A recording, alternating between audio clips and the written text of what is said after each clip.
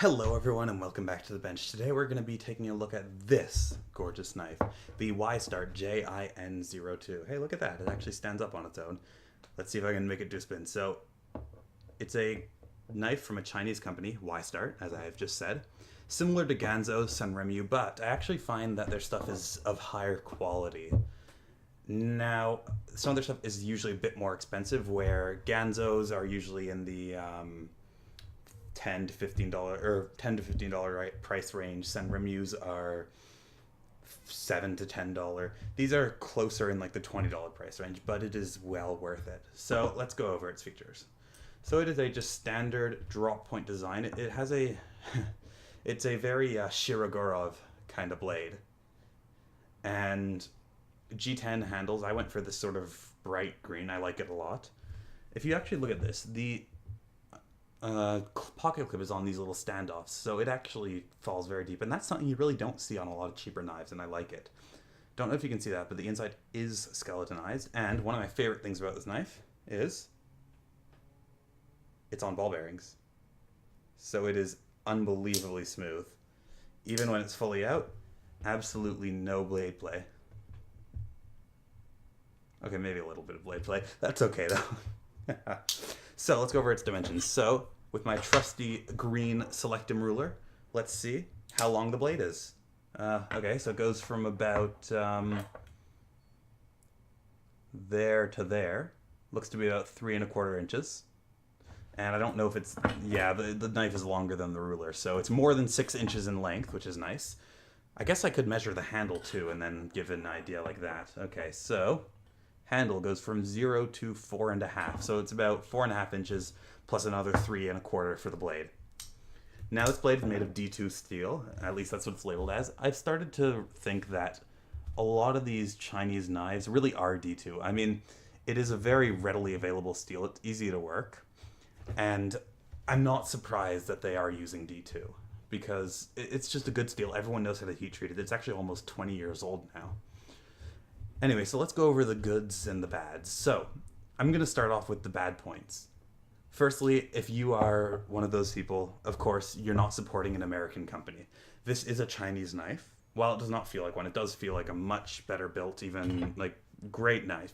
You are not supporting the American or whatever country you're from, unless you're from China, I suppose. So that's one bad thing. Another one is some people really aren't going to like how this looks. That's a very subjective thing. I personally love it. Again, same thing with the steel. Some people aren't going to like the steel.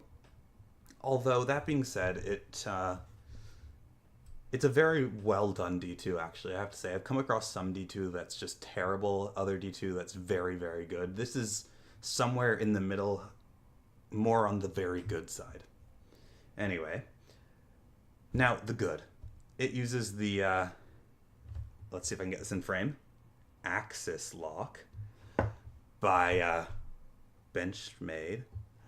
However, it does it very well, I have to say. As you can see, it's super smooth. You can do the Benchmade open and close very easily. Oh, maybe not in frame. I can do it out of frame, but not in frame. And let's see if it can do a spine whack. I haven't tested this in a while. So yeah, it does. It did fall apart, but I have slightly loosened the pivot. Anyway, that's a good. Another good is it actually uses... Now, some people won't necessarily think this is good, but the pivot is a flat head. So if you're ever like in the field doing tactical stuff, you could even use, for example, your fancy green Selectum ruler to adjust the pivot screw if you wanted. However, the rest of the screws are Torx, so you're going to need Torx if you really want to take this knife apart. This part a knife, yes. Another good, blade steel. I've already mentioned that. I like the blade shape as well. It's quite good. It's easy to sharpen, freehand or with a system. Now, one thing that I'm actually just noticing now is if you look at the pocket clip, let's see if I can get this. So it's sort of hard to see, but the pocket clip is a bit gnarled. Now, that's not intentional. It looks like it's just sort of a manufacturing defect, and it's sort of hard to see because this camera it doesn't really want to focus. But again, this is a $22 knife, I believe. 22 Canadian, that is. So what is that, like $1 American? Something like that. Yeah, the usual. Anyway, I've actually carried this knife more than almost any other knife I've owned, simply because it's just great. It feels great in the hand. The clip, well, okay, so it doesn't look like it can be positioned. There are no holes in this side. However, there are holes in both sides of the liners. So you can actually just take these scales, I believe, and flip them. Yeah, you could flip everything over if you wanted to make it a left clip knife. Right now it's on the right tip up. So, that's really all there is to say about this knife. It's a really great knife. I would highly suggest getting one. They're super cheap. They work great.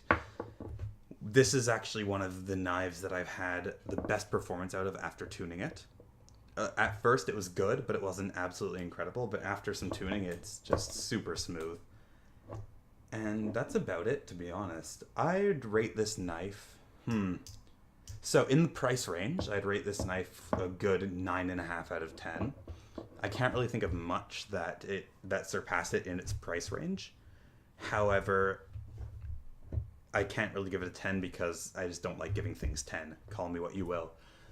Overall, I'd say this is still a very solid knife, a 7.5. Those small aesthetic issues, like the clip, there's some knurling, whatever, here to give better grip. Again, very hard to see. Maybe my thumb will let it focus. Let's see. Focus. Focus. No? Not going to focus? Okay. Well, there's a little bit of a gnarling in there. That looks like a manufacturing defect, but it's not. But other than that, this is a great knife. As I said earlier, pick one up for sure. I'll put a link, a referral link, in the description. It helps me out whenever you buy from my referral link because I get a small amount of the revenue, which will allow me to buy more knives to show the channel. And for today's question, let's see, what should we do today? Yes, okay, you see that? Wait. Wait, what? Oh god. Yeah, that thing on the wall back there? Wait. That? Yeah.